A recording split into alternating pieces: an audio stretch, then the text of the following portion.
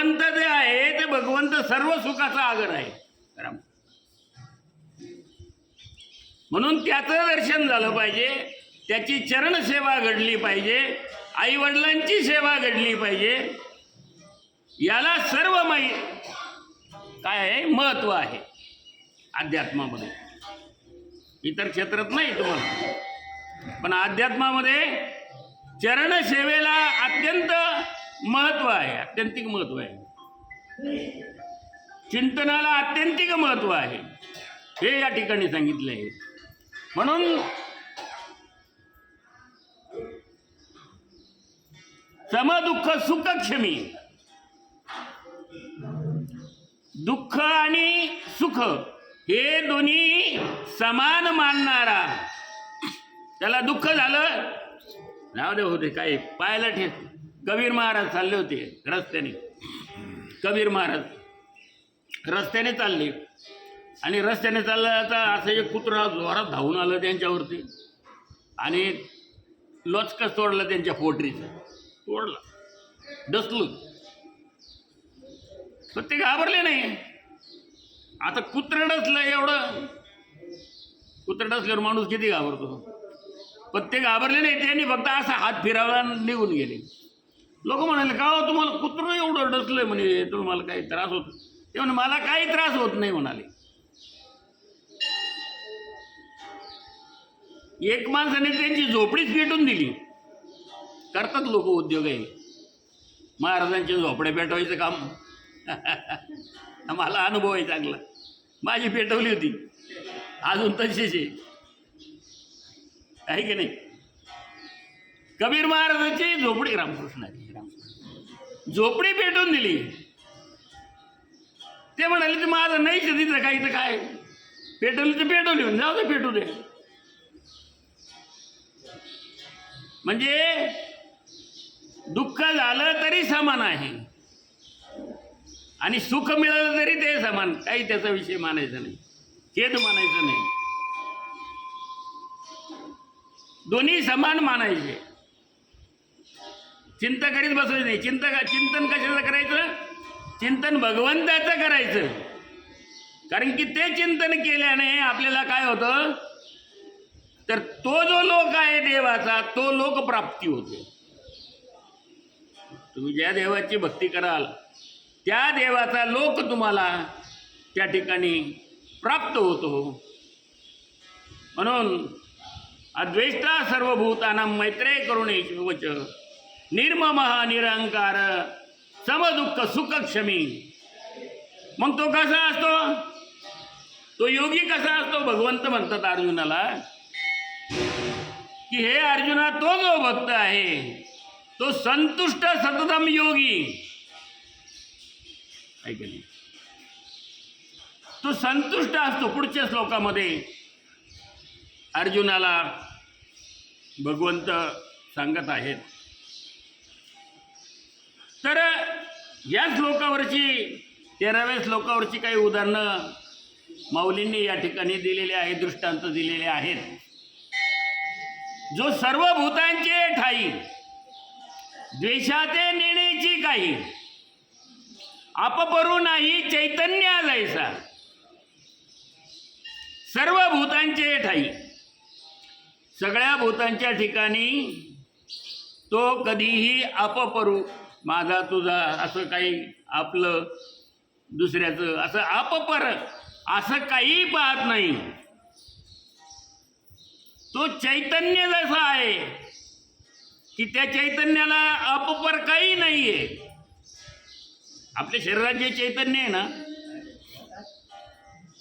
या विश्वामध्ये जे चैतन्य आहे, जी शक्ती आहे, चैतन्य शक्ती, जसं इलेक्ट्रिक शक्ती आहे ना, इलेक्ट्रिक शक्ती या ट्यूबमध्ये बल्ब आहे, ते यंत्र चालले तिकडं, सगळ्या गोष्टीमध्ये ती आहे, पण तिला अपपर नाही आहे. ती काही म्हणत नाही हा कमी वॅटचा बल्ब आहे, तो जास्त वॅटचा आहे, ती ट्यूब आहे, तो पंखा आहे, मग याला जास्त, याला करंट द्यायचं नाही द्यायचं, याला जास्त द्यायचं त्याला कमी द्यायचं, असं काहीच नाही.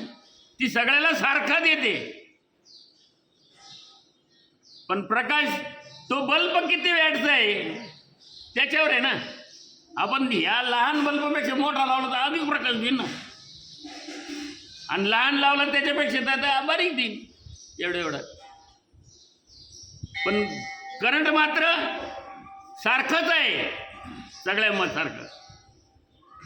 10ची मोटर जी चालते पाण्याची, 10च्या मोटरला तेवढाच करंट असतो, 5च्या मोटरला तेवढाच असतो, 1 हॉर्सपॉवरची तेवढा, त्याच्यामध्ये पॉईंटचं काही असेल तरी त्याला तेवढं ती चालतंच ना. पण करंट मात्र काय असतो, ती चैतन्य शक्ती जी आहे ती समान असते, सारखीच असते सगळ्यांना.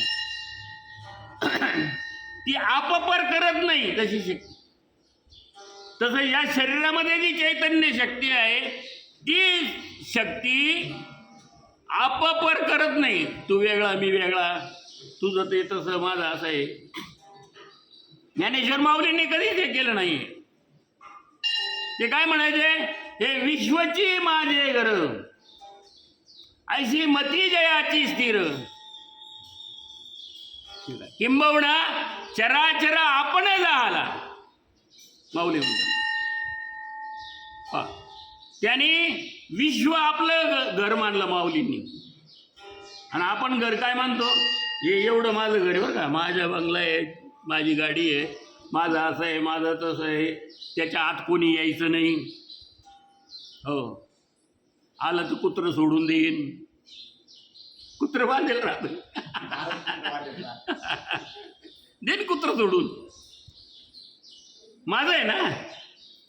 मग माझं माझं माझं फुकटचं वज नाही. कुत्रं सोडता येईल तर तोंडाने काहीतरी वाईट बोलत. मग हे जे काही आहे हे आप आहे, आणि पर ते तुझं आहे, ते तुझं तू पाहून घे, तुला काय नाही का. आपण मग ते पर काय आपलं आहे का. एखाद्या गाडीहून पडला आणि जाऊ दे, तो काय आपलं आहे का, पडला पडू दे, मरू दे, काय घेणं पडले असं म्हणणार आहे. पण असं ना पण तोही आपलाच आहे. हो, पडला कोण असेल तर त्याला उचला, लवकर दवाखान्यात न्या, असं करणारे लोक आहेत ना. आपपर मानत नाहीत कधीच. ते देवाचे भक्त असतात खरे.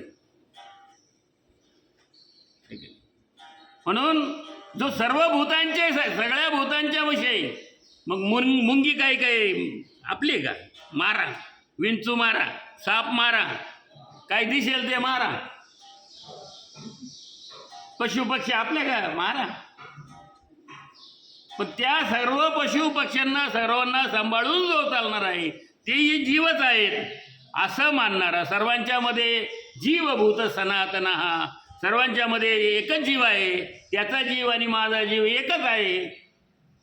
माऊलींच्या जीवनामध्ये घडलेला अनुभव, रेड्याच्या मुखातून वेद ज्या वेळेस बोलवले त्यावेळेस ते पंडित म्हणायला लागले, अरे तू एवढा वेदांत सांगतो, जीव सगळा एकच आहे म्हणतो, त्याचा जीव आणि माझा जीव एक आहे, मग तुला वेद बोलता येतं, त्याला येतील का.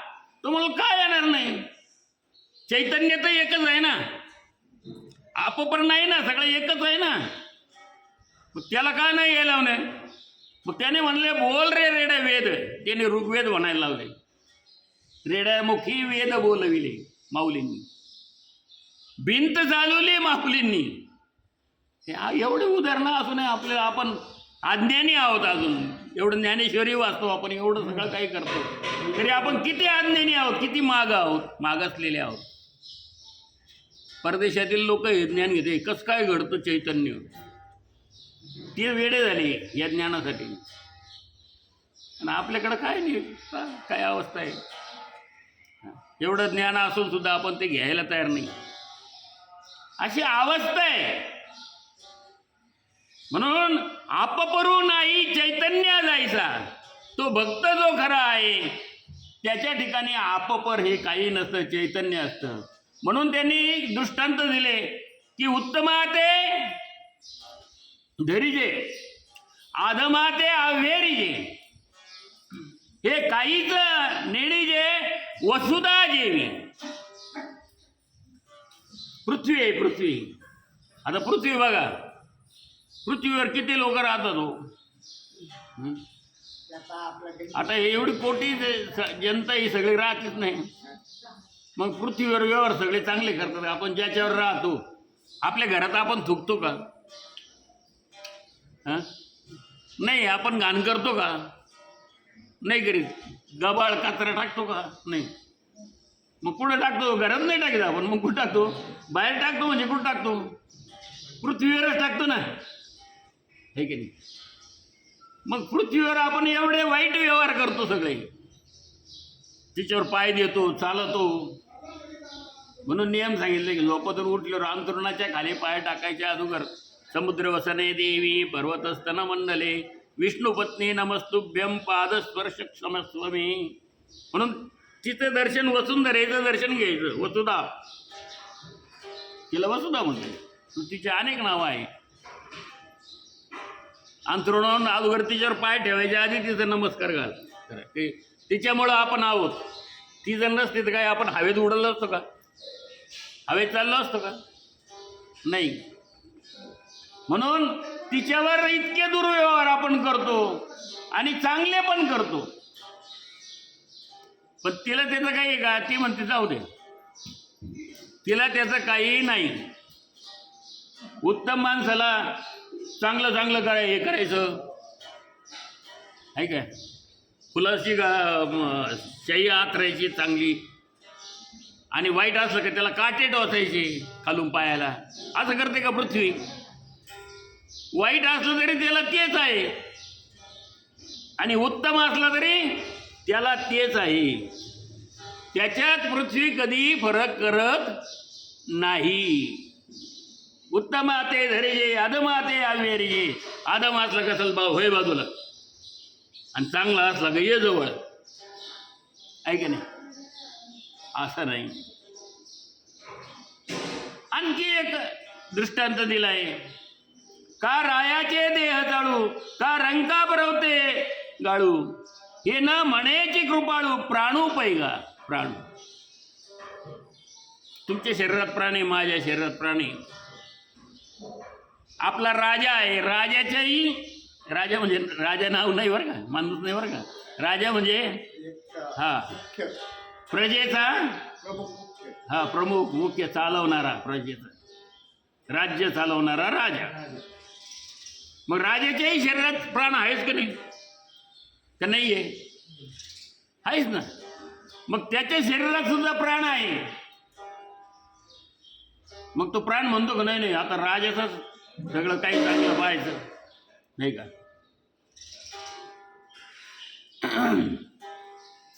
राजाच्याच देहात राहायचं. आपण चांगला असेल तर त्याच्याच देहात राहायचं, ठीक आहे? आणि इतर जे काही रंक आहे, रंक म्हणजे काय?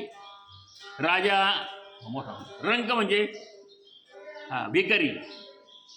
भिकारी भीक मागत आहे, काय राहत आहे, काय त्याचा हौसन पहा, काय त्याचे कपडे, काय सगळा वास येतो. भिकारी. मग त्याच्या देहात नको राहिला असं म्हणतो का प्राण? प्राण दोन्हींच्याही शरीरामध्ये राहतो, सम राहतो. गायीची तृषा हारू, व्याघ्रा विष ऊनी मारू, ऐसे नेणेची गा करू, तोय द्यायचे. तोय म्हणजे पाणी. गाय पाणी प्यायला गेली नदीने, म्हणून हो प्या प्या पाणी. हो, गाय प्यायला किती पवित्र झालं मी. आणि वाघ काय करतोय? पशु पक्ष्यांना खातोय, माणसाला खातो. वाईट आहे वाघ. आणि तो जर पाणी प्यायला गेला तर ती नदी म्हणते का पाणी पिऊ नको म्हणून? म्हणते का? त्यालाही पाणी देते ती, दोघांनाही समान आहे ती. तसं तैसे अगव्यांची भूतमात्री, एकपणाये जया मैत्री, कृपेशी दाते आपणशी जो. त्याप्रमाणे प्राणीमात्रांच्या ठिकाणी ज्याची सारखी मैत्री असून जो कृपेला स्वतः आधारभूत होतो, सारखी मैत्री सगळ्यांच्या ठिकाणी, आणि कृपेला आधार होतो. आणि मी हे भाषा नेणे, आणि मी हे भाषा नेणे